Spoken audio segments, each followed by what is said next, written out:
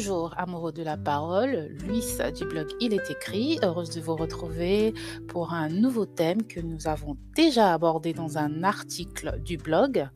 L'article s'intitule Accepter Jésus comme Seigneur et Sauveur, point d'interrogation. Donc si vous avez déjà lu cet article, eh bien c'est pratiquement la même chose, mot pour mot, ou presque. Je pense simplement que c'est un sujet très important et sachant que certains ne lisent pas forcément les articles sur le blog, je pense qu'il serait intéressant d'en faire aussi un podcast. Je m'excuse d'avance pour tous les bruits de fond parce qu'en ce moment c'est super compliqué pour moi d'enregistrer. Ces derniers temps, impossible de trouver des moments de tranquillité. Voilà, désolée. Donc, j'espère que tout va bien se passer. Donc, pour introduire ce sujet, j'ai choisi de vous lire ce passage de Jean au chapitre 10. Je cite les versets 25 à 30. Jésus leur répondit, « Je vous l'ai dit, et vous ne le croyez pas, les œuvres que je fais au nom de mon Père rendent témoignage de moi. Mais ne croyez pas, parce que vous n'êtes point de mes brebis, parce que vous n'êtes point de mes brebis, comme je vous l'ai dit. Mes brebis entendent ma voix et je les connais, et elles me suivent. Je leur donne la vie éternelle, elles ne périront jamais, et nul ne les ravira de ma main. Mon Père, qui me les a donnés, est plus grand que tous, et personne ne peut les ravir de la main de mon Père. Moi et le Père, nous sommes un. » Focalisons-nous sur ce verset 30 qui dit « Moi et le Père, nous sommes un ». D'où le titre de ce podcast « Jésus est Dieu ». Nous savons que nulle part dans la Bible, nous ne voyons Jésus affirmer qu'il est Dieu en disant « Je suis Dieu ». Non, ce n'est écrit nulle part, mais nous avons un certain nombre d'éléments qui nous amènent à le comprendre. Ésaïe 45 au verset 15 nous dit « Certainement tu es un Dieu qui te cache, ô Dieu d'Israël, le Sauveur ». Alors oui, nous avons un Dieu qui se cache et qui ne cherche qu'à être trouvé, découvert, révélé. Dans notre article, nous sommes partis de l'expression « accepter Jésus comme Seigneur et Sauveur » pour démontrer la divinité de Jésus. Nous allons donc ici suivre le même schéma. Alors c'est parti pour notre petite virée biblique.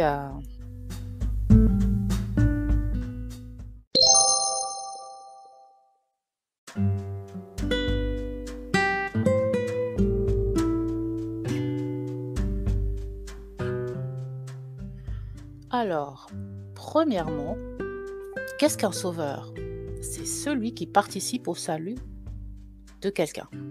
Jésus est donc le sauveur par excellence puisque son sacrifice à la croix nous a rachetés, nous a lavés de nos péchés et nous a rendus héritiers avec lui de la vie éternelle, comme nous le montre ce passage de Jean, chapitre 3, des versets 13 à 17. Je cite donc, « Car Dieu a tant aimé le monde qu'il a donné son Fils unique, afin que quiconque croit en lui ne périsse point, mais qu'il ait la vie éternelle. Car Dieu n'a point envoyé son Fils dans le monde pour condamner le monde, mais afin que le monde soit sauvé par lui. » C'est clair et net, Jésus est notre Sauveur, notre Libérateur, notre Rédempteur. D'ailleurs, le nom Jésus en lui-même signifie Dieu sauve. Le mot Jésus est la forme latine du grec Iesous, qui est à son tour la traduction de l'hébreu Yehoshua, qui signifie Dieu est salut. Le nom même de Dieu est présent dans le nom de Jésus.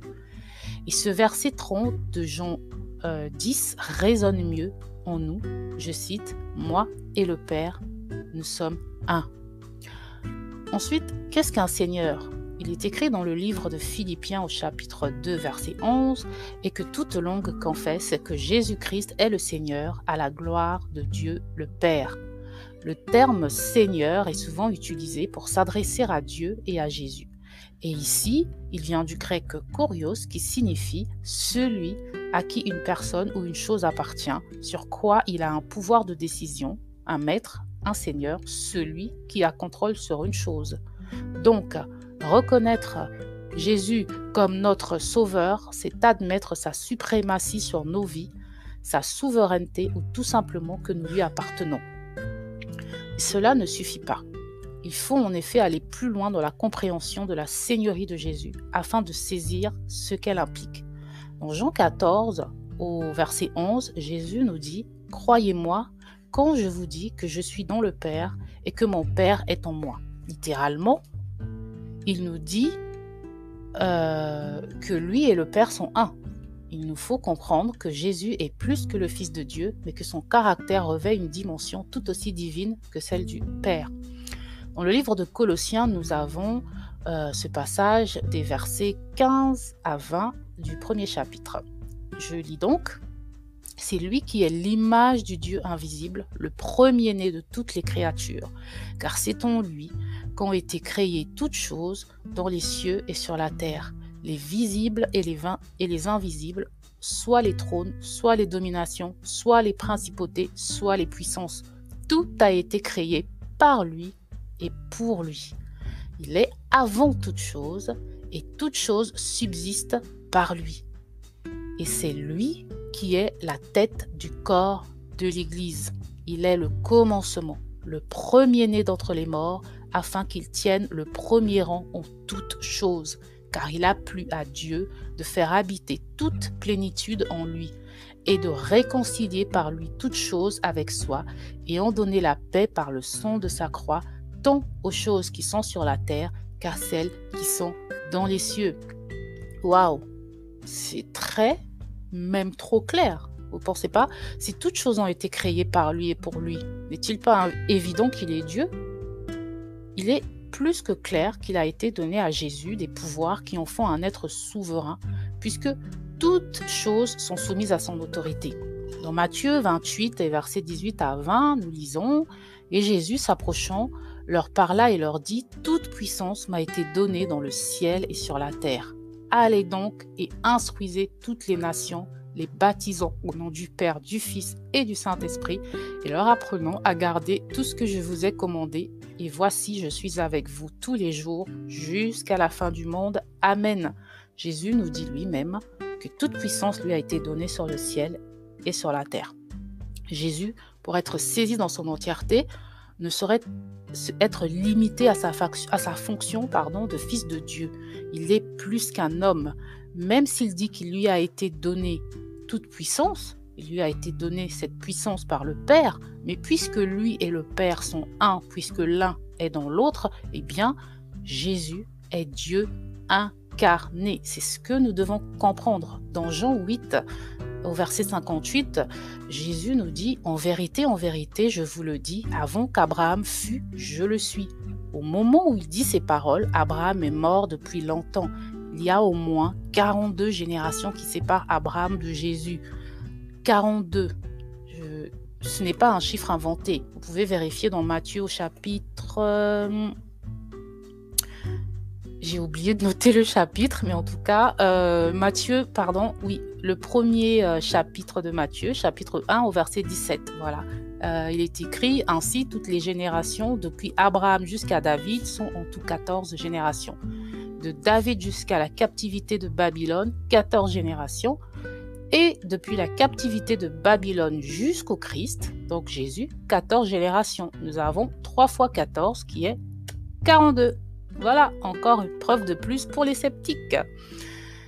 Donc, accepter Jésus comme Seigneur, c'est plus que de le reconnaître en tant que souverain sur nos vies, mais c'est aussi reconnaître sa divinité.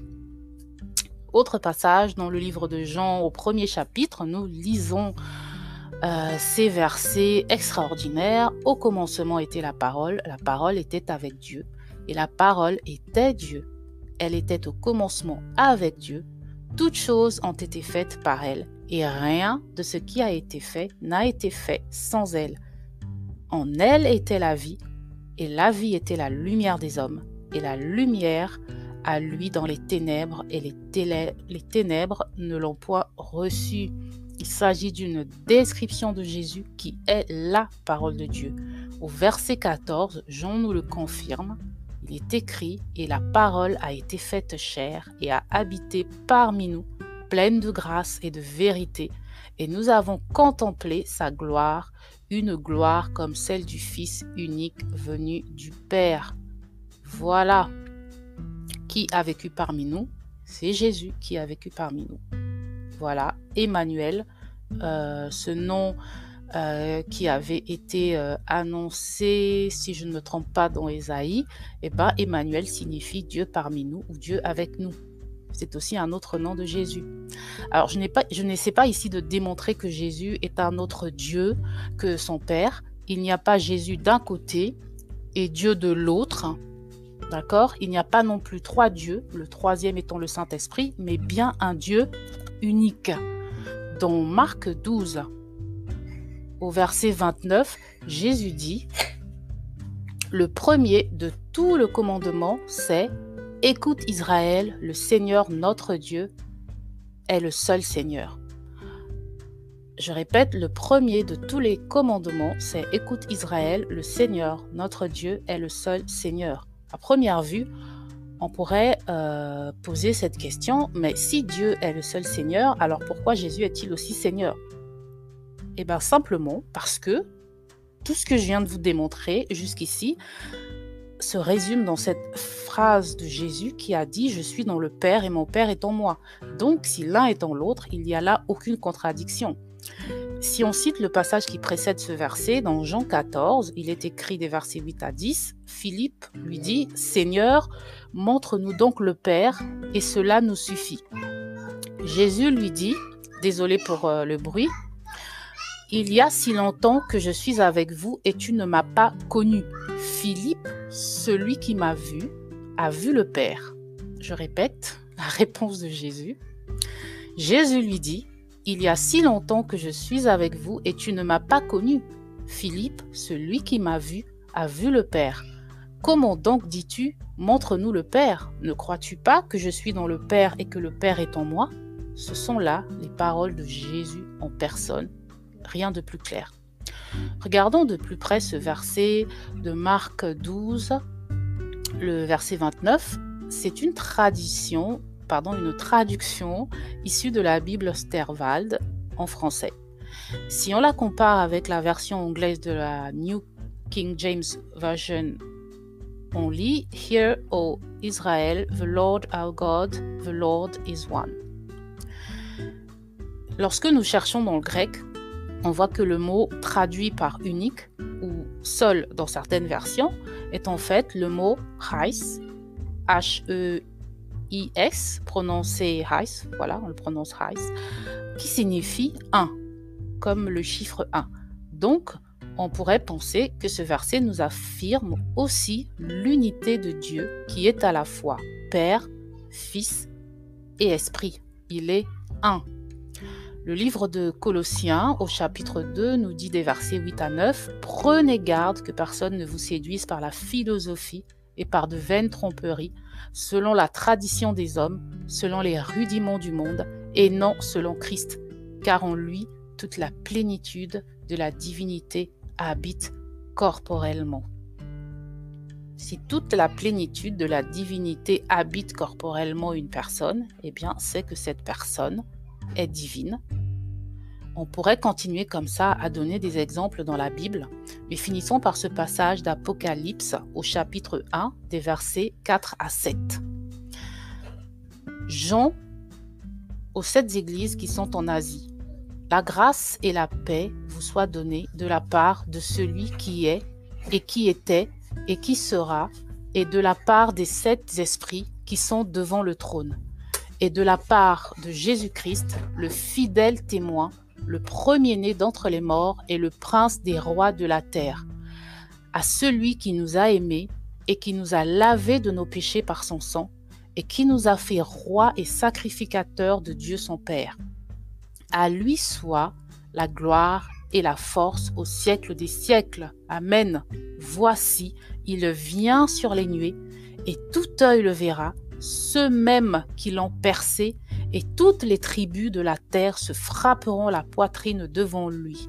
Oui, Amen, je suis l'alpha et l'oméga, le commencement et la fin, dit le Seigneur, celui qui est, et qui était, et qui sera, le Tout-Puissant.